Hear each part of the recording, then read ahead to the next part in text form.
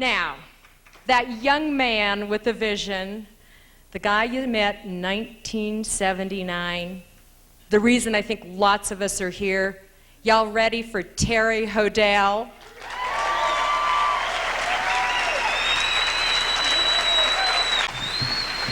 Well, I'm up here as the old guy. I'm the oldest of these people you hear today, and I feel that I'm in the right place. As I look around Florida, I see a lot of older men and women in brightly colored shirts. I have come home.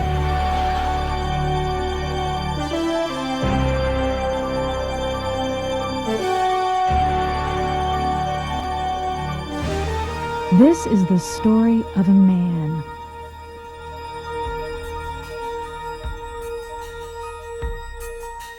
And his company.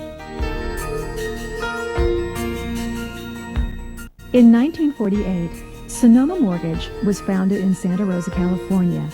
It grew and prospered during the post-war building boom. The company's success caught the eye of Wells Fargo Bank, which purchased Sonoma Mortgage in 1968. This newly named company, Wells Fargo Mortgage, moved its headquarters to the Transamerica Pyramid Building in San Francisco.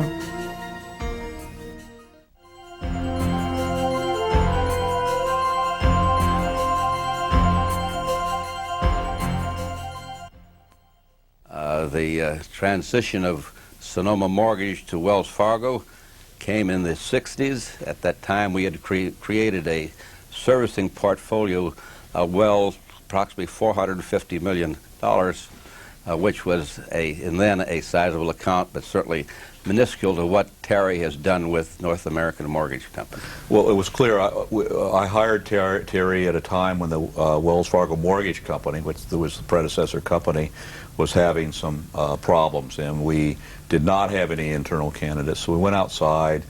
I was interviewing finalists, basically 3 people, and Terry, far and away, was not only the most qualified and experienced, but it was that intangible quality, the spark, the dynamism, the really sense of self-confidence that Terry had that was unique, that made him stand out from any of the other candidates. What we were looking for is a person that could come into a big company environment and run a good-sized mortgage unit and do it in a way that was consistent with a big company and still be entrepreneurial. Terry is a very sound guy, as you all know who work with him, but he also knew how to make money. He could operate within the confines of a big company like a small company and sell it to people. And so we asked Terry to do a lot of tough things, buying and selling, and he always did them well. And I remember distinctly the day that Terry came in as the new president of our company, and you know, he was so professional and just so businesslike, and yet he looked like Robert Redford. I must say I was very pleased with their choice. Terry was an excellent manager. I mean, he knew when to impose his opinion and his authority on a situation, and he also knew when to lay off and let his people get the job done. My perception was he had to learn the residential mortgage banking business pretty much on the job. But again, I think his personal characteristics of native intelligence and motivation helped him push through that without any discernible hiccups. I joined this company in January of 1981. And when I joined the company, we had 26 production offices and 525 employees. And because prime rate was 21.5% that year, volume was dead. By the end of the year, we had laid off so many people, we were down to 220 employees, and we had 6 offices. And this company was essentially a moribund company. It was going nowhere. And it was, I mean, by 1982, for example, we funded for the full year $69 million in mortgages. For the full year. But with so many well-trained people here in operations, we finally decided to center it at least as far north as Petaluma. The company was bifurcated. The commercial and executive staff was in San Francisco. The operations center, which really had grown out of Sonoma Mortgage, which had previously been acquired by Wells and was the base, the platform on which Wells Fargo Mortgage Company was built, was in Santa Rosa in kind of outmoded quarters. And Terry made the decision to build a wonderful office building up in Santa Rosa, really position the company in Santa Rosa. I'm Terry Hodel, President and Chief Operating Officer, and this is my office.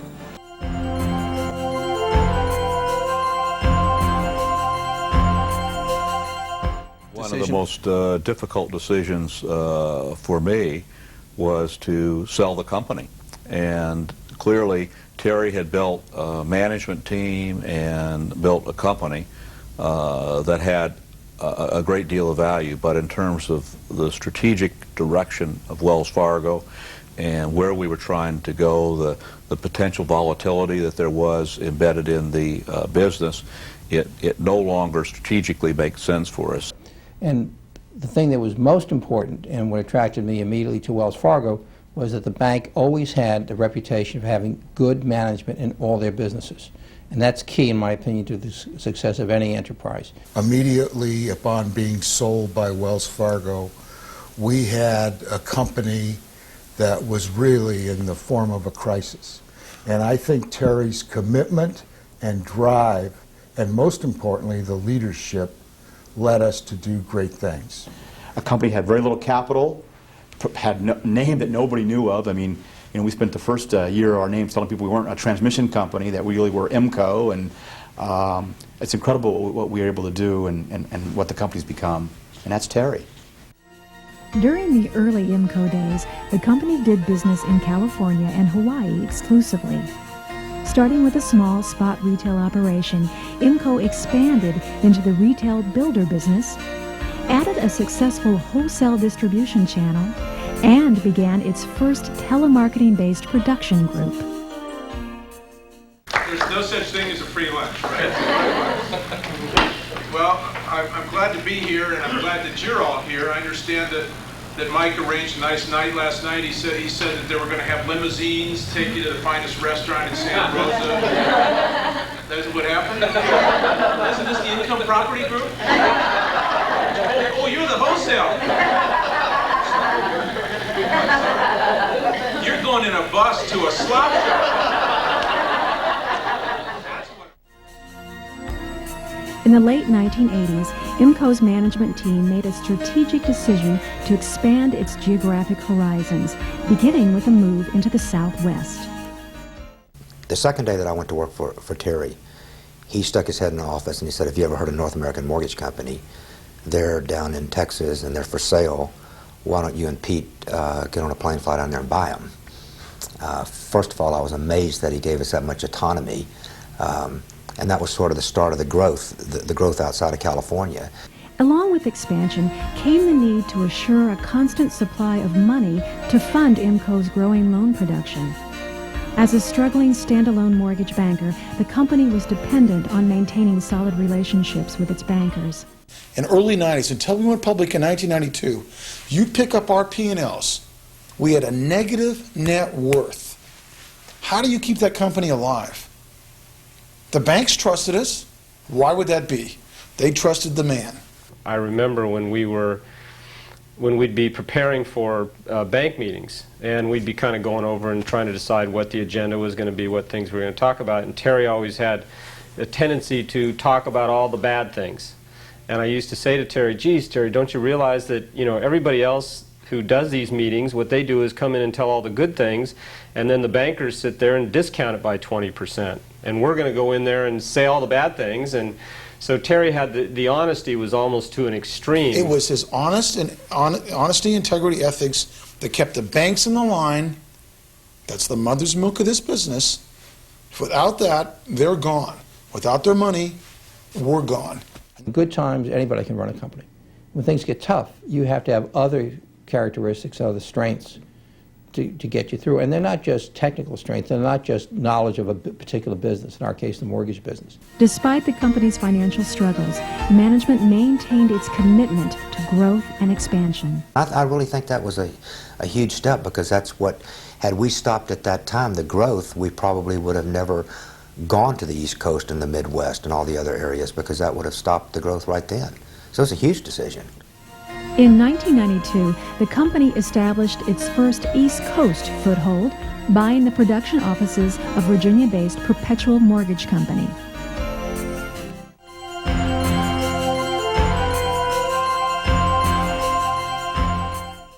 At about the same time the company acquired Perpetual, the senior management group, assisted by a team of investment bankers, hit the road and successfully launched an IPO, taking the company public in July of 1992. The new name, North American Mortgage Company, fit the coming plan of action.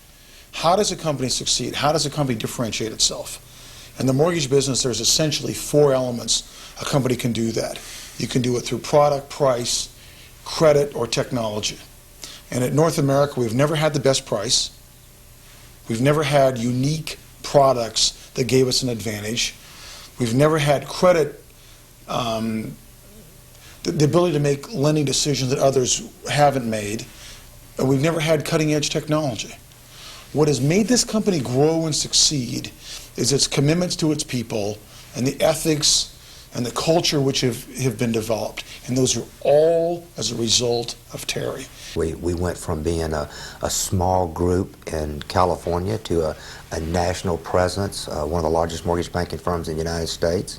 1993 was a year of record volume, with North American Mortgage Company originating $17.6 billion and ending that year as the nation's 5th largest home lender.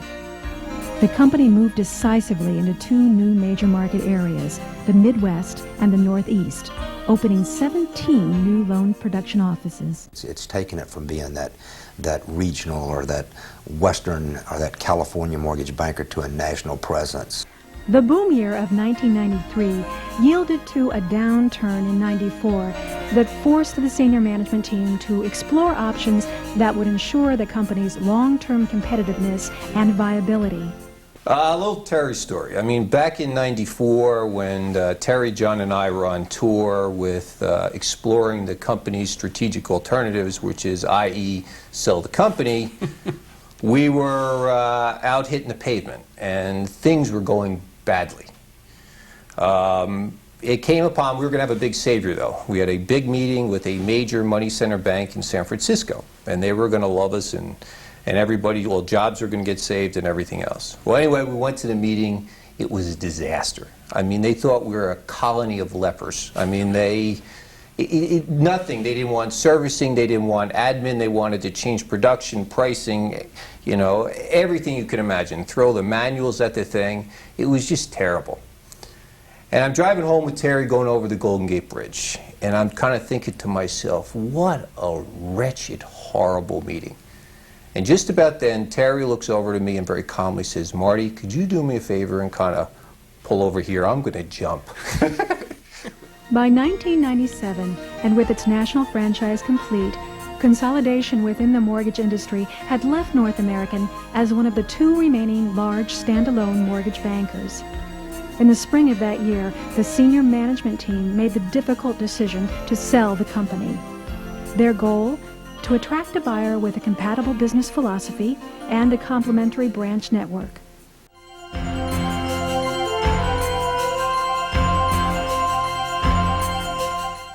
The acquisition of North American Mortgage Company by Dime Bank Corp. Was announced in June of 1997 and completed by mid-October of that year. The combined strengths of the Dime and North American gave rise to a new company with the scale and scope to compete effectively in all markets. The fit of these 2 organizations assured that North American's goals were fulfilled. Both companies, both North American and Dime, were pursuing short-term strategies that really had no long-term longevity. The North American strategy was to sell servicing created prior to 1995 which had no basis to create earnings so that we could have continuous reported earnings. Dime was growing rapidly through a strategy of highly subsidized pricing. That strategy was unprofitable, could not be maintained. And so the happy occurrence of putting them together is that we just are in more markets, we have more density in the markets that we're in, and our share will go up collectively. What we've formed is one company that resulted from the two companies that had to make changes, and we got a lot of benefits. Both companies benefited from this.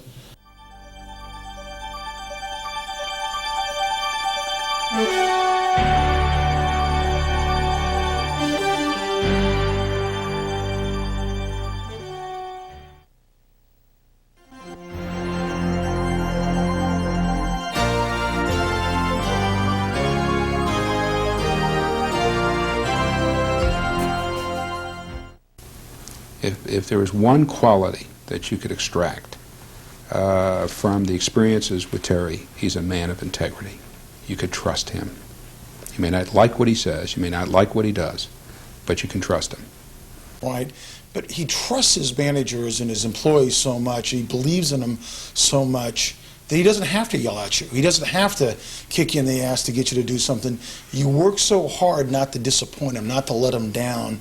He didn't sugarcoat what was happening. If we had weaknesses, he would show those, but then demonstrate how we would overcome those. But he didn't try to oversell.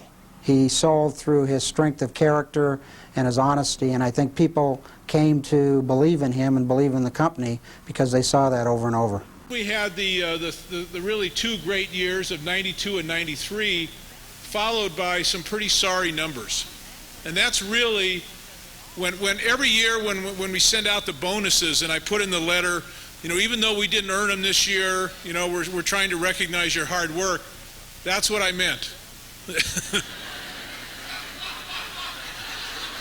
I did not speak with forked tongue.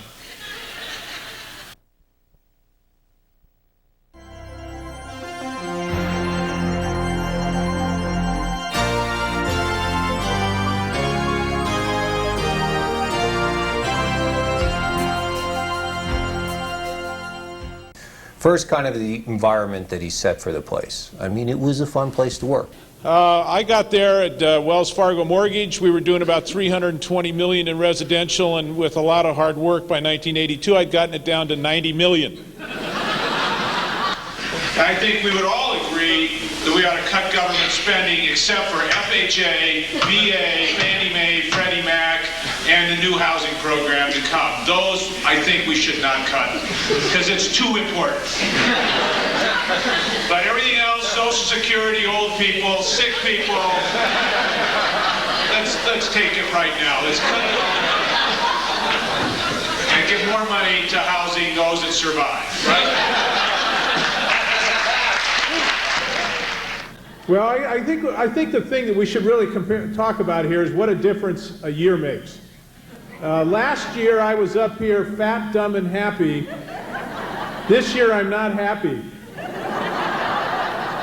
2 out of 3 ain't bad, right? We're coming to you from California, the state that pissed off God. And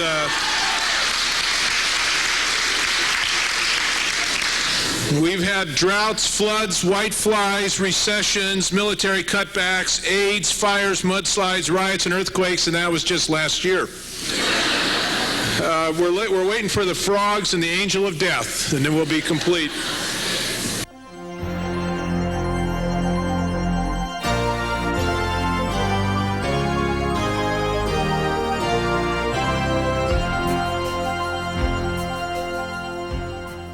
Yeah, to me, Terry is the picture book, smart manager, leader of business. The one thing about the guy, he's just incredibly smart, and he's incredibly quick. He's a quick study. You know, he figures out things quickly. He hones into whatever the really critical factors are. But we really have a program here, which I will quite proudly describe as take 2 steps and look around.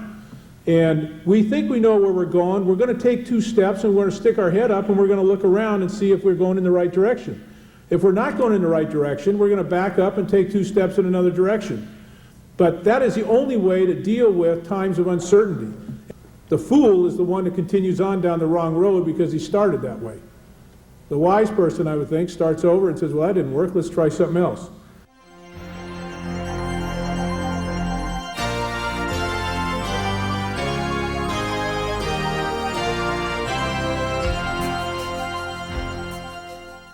Terry had this quality of management by walking around, or at least then I thought it was. But what it really was, he was walking around looking for like birthday party treats, promotion treats, you know, stuck back in somebody's little desk, you know, the guacamole dip and the nachos and the chili con queso. Terry's a guy that you don't want to be around when he has low blood sugar. Because Terry gets angry easy when he's hungry.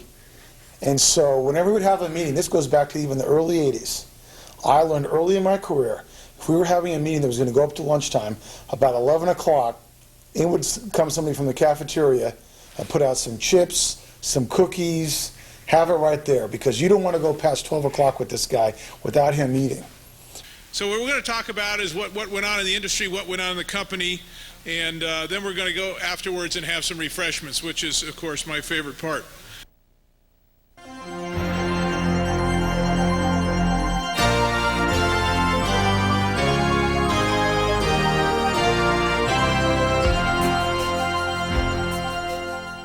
That's just Terry. I mean, that is something, you knew when he said something, it had teeth to it, it meant something, and he was going to stand by what he said. You just develop such a loyalty to him, to the company, the belief he has in you, the fact that he makes you better as a manager, as an employee, frankly, as a person. His ethics and integrity have made, I think, all of us around him better people. The real challenge is, to the average outsider, the whole concept of overages seems unfair. It seems like some people are being taken advantage of, and some people are getting benefits because they can negotiate better. And when you throw the race issue on top of this, it really, to an outsider, appears to be untenable. And what we have to do within the industry is to act in a way that is not only fair, but appears fair. If you're in the servicing department and somebody is being kind of obnoxious or asking a tough question and you feel like telling them off, think about how you'd like to be treated if you were confused or scared, if you're losing your house or you were in default. And try to treat people like you would like to be treated.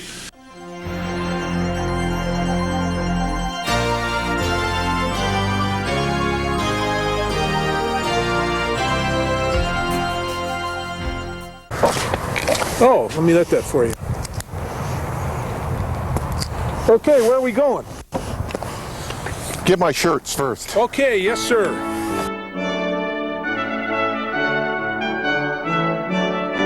That's 59 pounds. Let's pray together, Terry. Yeah. Pray that we're 40 pounds lighter. Oh. Hold my hand, Peter. God, I do am it healed. for us.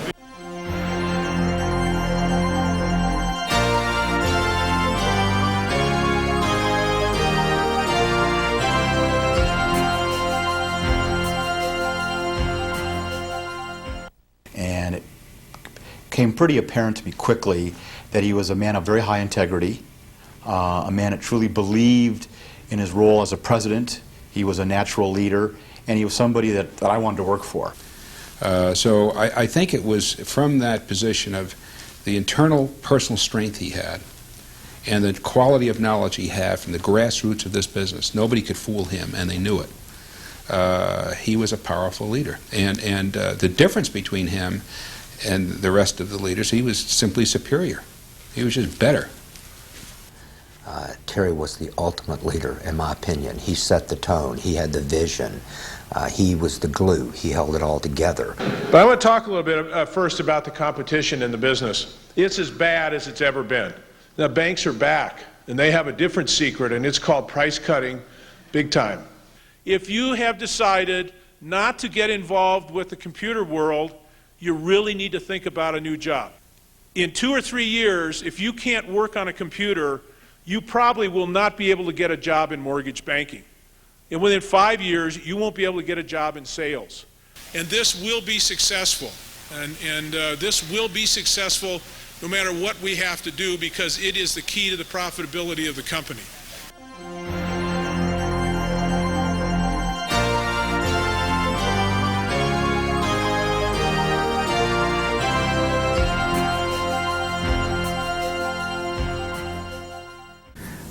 Terry was a natural, and he grew just because of the size of the company.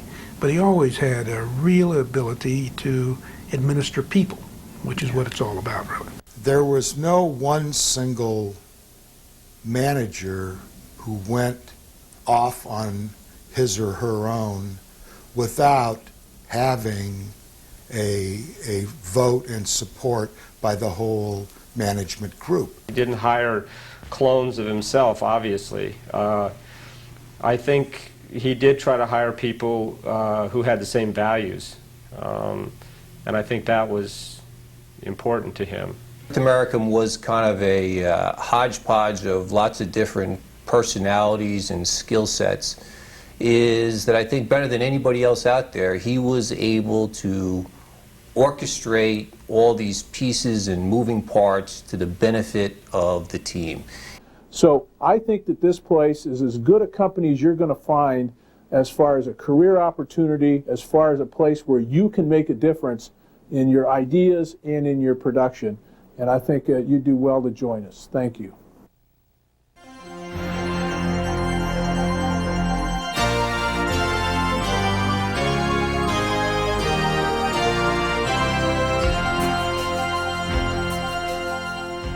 It was his concern for the people, his desire to help them, in any way he could, which ultimately, of course, helped the company. And Terry he doesn't show it, but he's a very emotional individual. I mean, he truly cares about people, and so when we go through these cycles in our industry, which we know we'll go through, we'll continue to go through them. There's a business decision that's made, but every business decision does impact and affect real people, and that was something that always impressed me about Terry, is that he made business decisions, but he also cared about the people. All those thousands of employees who had jobs, and he kind of looked out for them as if they were his children, and didn't, would do anything to avoid having to fire anybody, and going through the various cutbacks we had to go through was, excruciatingly painful for him. I think it's you're most consistent as an individual in your dealings with your family and with friends and with your business associates when you just deal from the heart all the time, and that's what he dealt with. And I'm very proud of the service that everybody in this room has given the company, and to those people out in the field who really feel in many ways disassociated from the company. It's you who make them feel like they're part of an organization and not an independent broker, and I want to thank you for that.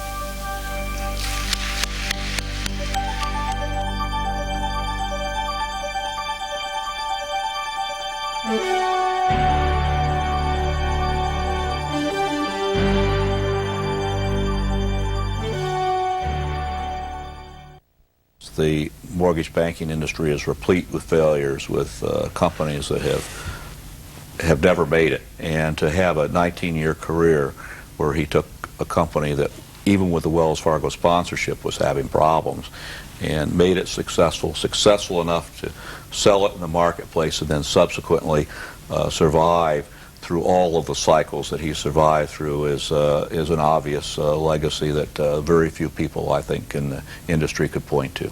I've observed how he ran North American versus what happened to the rest of the industry. Nobody else is around. He was a survivor. It's another quality he had. He doesn't give up. The more difficulties, the challenges were, and he faced some enormous internal as well as external challenges. It seemed to make him tougher and want to fight harder. So there would have been no North American. Maybe some people don't realize that internally, but there would have been no North American without it. He was North American. There's no doubt that Wells Fargo IMCO, North American Mortgage, a dime company, will always have the footprint of Terry overlaying its character. And I think that footprint is one of high morale, high morality, and leadership. This company 10 years from now is North American Dime or we're something else, as long as there's still blood running through the veins of people that were part of the original team. And the original team being up to right to this point in time, there will always be people that remember what Terry did and his contributions.